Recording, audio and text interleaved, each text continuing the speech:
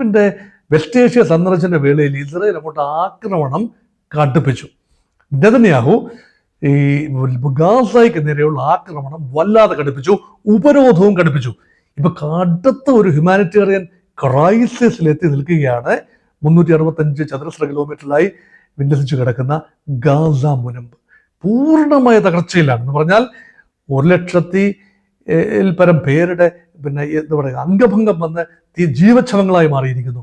63,000 പേര് കാലയവനിക്കുള്ളിൽ മറിഞ്ഞു. അവർ ഈ ഭൂമുഖത്തില്ല, അവർ യുദ്ധത്തിൽ കൊല്ലപ്പെട്ടവരാണ്, ഇസ്രായേലി ആക്രമണങ്ങളിൽ കൊല്ലപ്പെട്ടവരാണ്. അപ്പൊ ഇസ്രായേലിന് നഷ്ടപ്പെട്ട ജീവനേക്കാൾ എത്രയോ ഇരട്ടി ജീവനുകളാണ് ഗാസയിൽ പൊലിഞ്ഞു വീണത്. അതുപോലെ കുട്ടികളുടെ ഐക്യരാഷ്ട്ര സംഘടനയുടെ ഒരു ഹ്യൂമാനിറ്റേറിയൻ വിഭാഗം നടത്തിയ കണക്കെടുപ്പിൽ കാണുന്നത് ഇപ്പോൾ ട്രക്കുകൾ അകത്തേക്ക് വരുന്നില്ല. ഹ്യൂമാനിറ്റേറിയൻ എയ്ഡുമായി, അതായത് പുതപ്പ്, മരുന്ന്, ആഹാരം, മറ്റു കാര്യങ്ങൾ, ജലം, ഇന്ധനം, ഇതൊക്കെ ആയിട്ട് ഇസ്രായേലിനുള്ളിൽ നിന്നും അല്ലെങ്കിൽ ഈജിപ്തിന്റെ അതിർത്തി കടന്ന്, റഫ അതിർത്തി കടന്ന് ട്രക്കുകൾ ദിവസം 500 ട്രക്കുകളെങ്കിലും കടന്നു വന്നെങ്കിൽ മാത്രമേ ഗാസയുടെ വറുതിക്ക് അറുതി ഉണ്ടാകൂ. ഇപ്പോൾ കേവലം 24 ട്രക്കുകളാണ് കഴിഞ്ഞ ദിവസം കടത്തിവിട്ടത്. അതിൽ തന്നെ ഒരെണ്ണമാണ് ഡെസ്റ്റിനേഷനിലെത്തിയത്.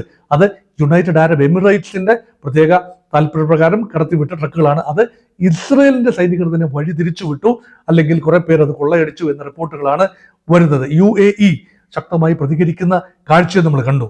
അതുകൊണ്ട് യുണൈറ്റഡ് നേഷൻസിന്റെ റിപ്പോർട്ട് അനുസരിച്ച് 14,000 കുട്ടികളെങ്കിലും അടുത്ത 48 മണിക്കൂറിനുള്ളിൽ, അതായത് കഴിഞ്ഞ മിനിഞ്ഞാന്നത്തെ റിപ്പോർട്ടാണ്, അപ്പൊ ഇന്ന് വരെയുള്ള സമയത്തിനുള്ളിൽ മരിച്ചു വീഴും. വേണ്ട രീതിയിൽ ഭക്ഷണവും ജലവും മരുന്നുകളും ഗാസയിൽ എത്തിയില്ലെങ്കിൽ ഈ ടോള് വളരെയധികം കൂടാനുള്ള സാധ്യതയുണ്ട് എന്ന റിപ്പോർട്ടുകളാണ് വരുന്നത്.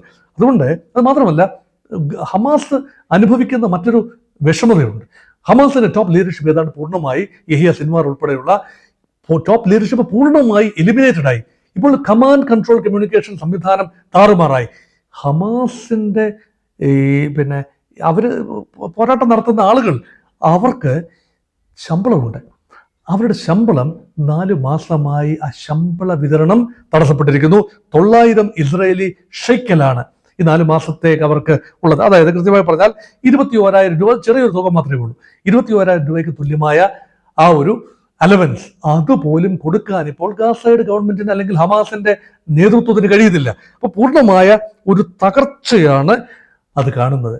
അതുകൊണ്ട് ഈ ലണ്ടൻ കേന്ദ്രീകൃതമായ ഒരു മാഗസിൻ അവരുടെ റിപ്പോർട്ട്, അവർ വളരെ സ്റ്റഡി ചെയ്ത ഒരു റിപ്പോർട്ടാണ്, അഷാർക്ക് അൽ അസ്വാത്ത് എന്ന ആ ഒരു സ്റ്റഡി പ്രോഗ്രാം റിപ്പോർട്ടാണ്.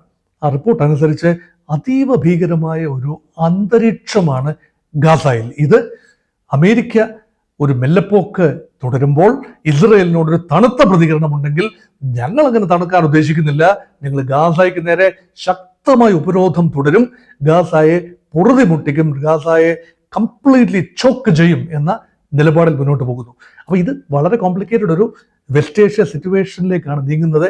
കാരണം ഇറാനുമായി ഒരു കോംപ്രമൈസ് ആയി കഴിഞ്ഞാൽ ഇസ്രായേലിന് അത് അംഗീകരിക്കാതിരിക്കാനാവില്ല. അമേരിക്ക ഇറാൻ കോംപ്രമൈസ് ആയി കഴിഞ്ഞാൽ ഇസ്രായേലിന് അംഗീകരിക്കേണ്ടി വരും. പക്ഷെ അത് ഇസ്രായേൽ ആഗ്രഹിക്കുന്നുണ്ടോ, അതോ ഇത് അമേരിക്കയുടെ ഒരു പ്ലാൻ ആണോ, ഇസ്രായേലിനെ സംരക്ഷിച്ചു നിർത്താനുള്ള ആത്യന്തികമായി അമേരിക്കയുടെ പ്ലാൻ ആണോ ഇങ്ങനെയുള്ള ഇറാനുമായി ഉള്ള ഒരു ഡീൽ എന്നതും ചോദ്യചിഹ്നമാണ്.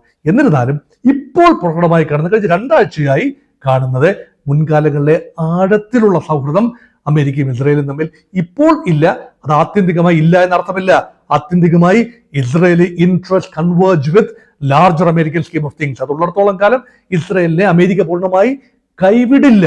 പക്ഷേ ഇസ്രായേലിനെ സമ്മർദ്ദപ്പെടുത്തി ഒരു വെടിനിർത്തൽ കൊണ്ടുവരാൻ അമേരിക്ക ഒരുപക്ഷെ ആഗ്രഹിക്കുന്നുണ്ടാകും. ഇപ്പോൾ അമേരിക്ക പറയുന്നത് ഇസ്രായേൽ പൂർണ്ണമായി കേൾക്കുന്നില്ല എന്നൊരു പരിഭവം ട്രംപിനുള്ളത് കൊണ്ടാണോ ട്രംപ് ഇങ്ങനെ ഒരു നിലപാട് സ്വീകരിച്ചത്, ഇതും അറിയില്ല. മാത്രമല്ല ട്രംപ് ഒരു നിലപാട് പ്രഖ്യാപിക്കും, അതിൽ നിന്ന് പിന്നോട്ട് പോകും, മറ്റൊന്ന് പ്രഖ്യാപിക്കും, പിന്നോട്ട് പോകും. അപ്പൊ ഇങ്ങനെ ഒരു റോളർ കോസ്റ്റർ റൈഡാണ് ട്രംപിൻ്റെത്. അതുകൊണ്ട് ട്രംപിന്റെ നിലപാടുകൾ അനുസരിച്ച് ഒരു കാര്യത്തിൽ തീർച്ചമൂർച്ച വരുത്താനും നമ്മളൊക്കെ ഇത് നോക്കിക്കാണുമ്പോൾ അതും ബുദ്ധിമുട്ടായി വരുന്നു. നമ്മുടെ സങ്കീർണമായ ഒരു അവസ്ഥയിലേക്ക് തന്നെയാണ് വെസ്റ്റ് ഏഷ്യൻ പോളിറ്റിക്സ് നീങ്ങിക്കൊണ്ടിരിക്കുന്നത്.